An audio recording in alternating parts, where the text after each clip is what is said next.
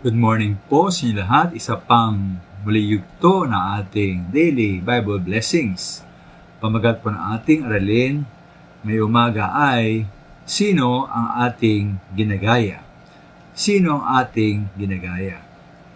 Ba't po may mga celebrities, tulad mga sikat na artista o atleta, na nag-endorse po sila ng mga produkto? May nga po isang sikat na boksingero, nag-endorse po ng naparaming mga produkto. Bakit po?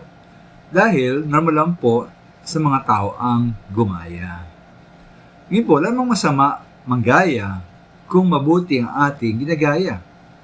Kasabi nga po sa ikatlong 1 verse 11, minamahal, wag mong tularan ang masamang halimbawang ito. Ang tularan mo ay ang mabuti, sapagkat ang gumagawa ng mabuti ay anak ng Diyos. Ang gumagawa ng masama ay hindi pa nakakilala sa Diyos. Kaya po ating huwag tularan at huwag natin tularan ang masama. Yung ating tularan po ay ang mabuti. May ilang babala po sa Biblia na binigay sa atin o sa paggaya sa masamang halimbawa.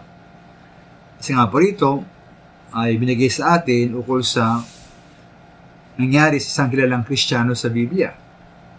Ayon po sa Galatia 2:12 and 13, bago dumating ang ilang sugo ni Santiago, si Pedro po ay nakikisalo sa mga hentil.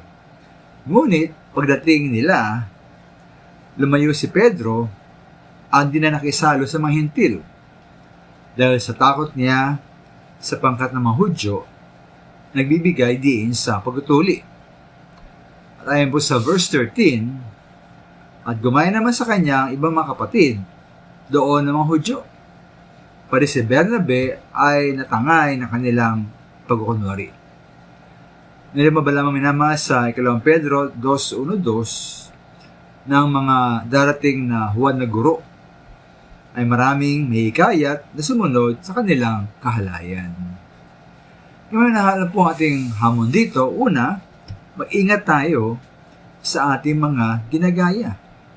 Lalo na po ngayon sa ating panahon, ginagaya mula sa social media. At iba din manahal at iba din ang mga ginagaya ng ating mga anak.